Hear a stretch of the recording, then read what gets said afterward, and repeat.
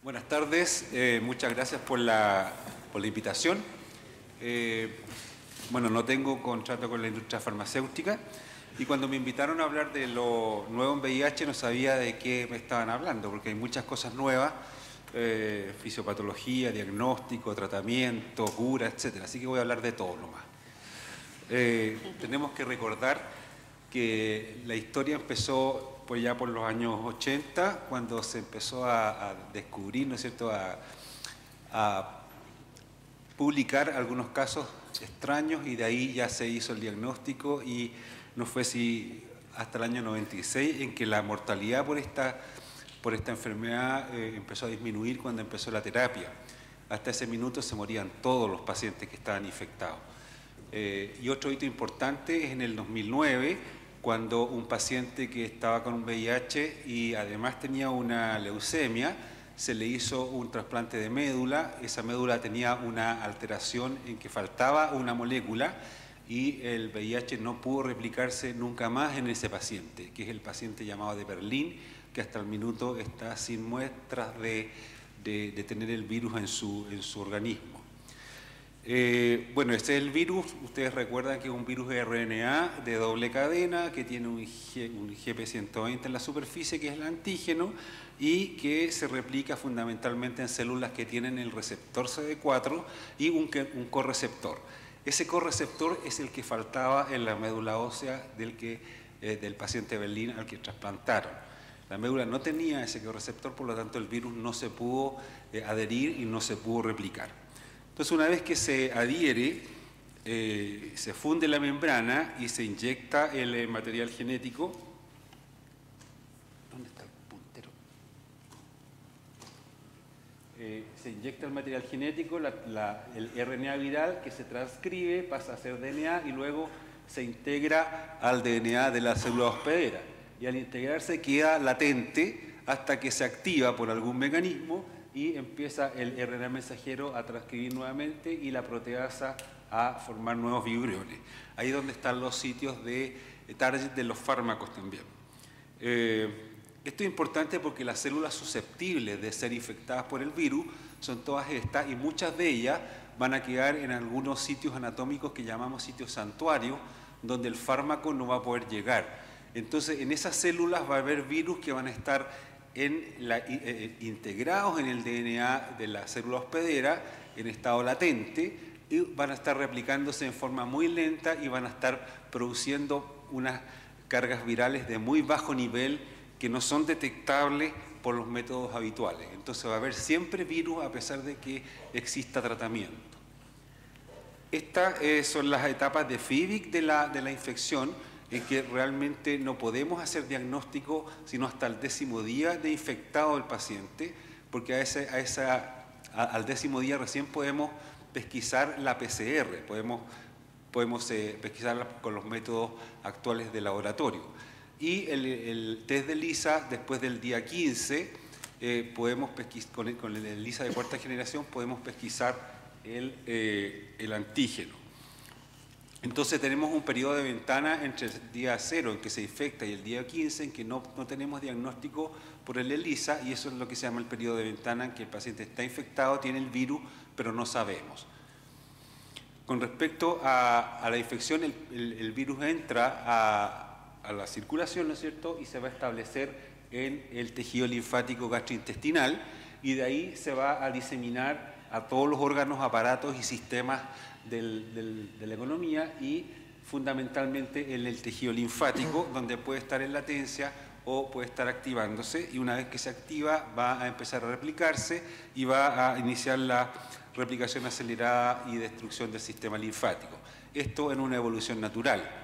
El tejido gastrointestinal es muy importante conocer que existe una disminución de los CD4 del tejido gastrointestinal, una disrupción de la membrana y una activación, una translocación bacteriana que va a producir una inflamación crónica persistente con liberación de mediadores a la circulación, y va a haber una endotelitis, igual que una dislipidemia, una diabetes, una hipertensión, es decir, va a haber un estado proinflamatorio constante, persistente en todos los vasos. Y eso va a producir que haya persistencia de los pools celulares de los CD4 con infección latente, como ya lo decía, infección de nuevo en las células que están en las células target, en los compartimentos fundamentalmente los santuarios. Y por lo tanto va a haber una falla del sistema inmune en reconocer y eliminar estas células infectadas. Por lo tanto, hay que tener claro que un estado de inflamación crónica, una endotelitis por activación inmune persistente. Con respecto al diagnóstico, actualmente la ley indica que hay que hacer una consejería pretest, un consentimiento informado, luego tomar la muestra, y si esa muestra sale reactiva, va a ir al Instituto de Salud Pública, donde en 3 semanas por lo menos vamos a tener el resultado. Aquí, afortunadamente, me han invitado a participar en una comisión del Ministerio en que estamos modernizando el sistema de atención, y a nivel mundial el diagnóstico, después que sale el ELISA positivo, desde marzo del 2015 se hace con un PCR, nada más que con eso. Y en el ISP tienen un sistema bastante poco amigable para hacer la confirmación, que se demora 3 semanas. Entonces lo que estamos tratando de hacer es que se incorpore solo el PCR para confirmar, y lo vamos a tener rápidamente en 24 a 48 horas la confirmación. Y una vez que está confirmado, hay que tomar la segunda muestra o confirmación de identidad, pero también eso está en veremos, porque parece que es un poco inútil ese tiempo y sería muy engorroso ya. Después que está diagnosticado, se notifica y ingresa al AUGE y ya es un VIH positivo, un paciente con VIH que va a tener una evolución natural como la que hemos visto siempre, ¿no es cierto?, en que la carga viral aumenta inicialmente y después cae por la inmunología normal y luego va aumentando, y los CD4 progresivamente van disminuyendo hasta que llega un momento en que empiezan a ver los síntomas, y ahí los vamos a pesquisar lamentablemente de forma ya tardía, como ocurre con el más del 40% diagnóstico que estamos haciendo en este minuto en Chile. Tenemos que tomar varios exámenes para poder etapificarlos, los exámenes habituales más CD4, carga viral, screening de otras enfermedades de transmisión sexual, y poder caracterizarlos y etapificarlos en una de las 9 etapas de la CDC. Y de esa manera vamos a ver en qué etapa está, y vamos a iniciar tratamiento de inmediato, no importando en qué etapa esté. ¿Por qué? El tratamiento, ¿no es cierto?, lo que busca es que la carga viral se haga indetectable y los CD4 se vuelvan a recuperar. Y para eso hay unas guías clínicas que en Chile están vigentes desde 2013. Digo vigentes porque están, pero no están, porque no las seguimos.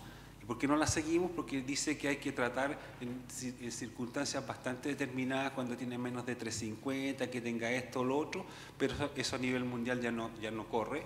A nivel mundial está el test and treat, es decir, diagnosticamos y tratamos de inmediato. Esto se logró porque se hizo unos trabajos en que se tomó un grupo de parejas serodiscordantes, y a la mitad de ellos se les dio el tratamiento de inmediato y a la otra mitad se les dio el tratamiento según las guías. Y a los que se les dio el tratamiento de inmediato, a sus parejas que eran HIV negativo, no hubo transmisión de la infección. Solo en un caso, pero se determinó filogenéticamente que era de otra pareja, no de esta. Bueno, ahí están los trabajos, el START, que es el que avala esto, y hay varias otras cosas que han ido apareciendo y que efectivamente ya no hay duda en que el tratamiento como profilaxis es lo mejor. Por lo tanto, hay que tratar. Ahí están los targets donde actúan los diferentes fármacos, en la fusión, en el acoplamiento, en la transcripción, en la integración, y después acá a nivel de la proteasa. Hay inhibidores entonces de la transcriptasa reversa, de la proteasa, la integrasa, la fusión y del correceptor R5. Acá en los inhibidores de la transcriptasa reversa ya no está el AZT, por la toxicidad y por la eficacia ya no está puesto en las guías que van a salir. Está la lamivudina, la ampicilina, el abacavir y el tenofovir. Con esta hay que tener un poco de cuidado a largo plazo porque producen nefrotoxicidad y osteoporosis. Y hay coformulados como el Quivexa, que es la lamivudina con abacavir, y el Truvada, que lo puse así más grande en azul porque ya vamos a ver por qué, que es tenofovir con emtricitabina. Los inhibidores de los no nucleócidos, está la rilpivirina como nuevo fármaco, Los inhibidores de proteasa están siempre los mismos. De la integrasa también el raltegravir, el dolutegravir y el elvitegravir. De fusión el efrutinib y el maraviroc, eso no ha cambiado. Y lo que se hace es un esquema de 2 drogas, o backbone, o esqueleto, al que se le agrega una tercera droga, y esa tercera droga, aquí en Chile tenemos el Qibexa con el Truvada como backbone, y una tercera droga que se elige según el paciente. Si elegimos efavirenz, el paciente no tiene que hacer turno ni ser taxista porque los marea. Si es atazanavir, no tiene que ser senador ni diputado porque los pone amarillos. Doctor, 5 minutos. Lo que se está tratando de hacer es que todos los fármacos vayan en una sola pastilla.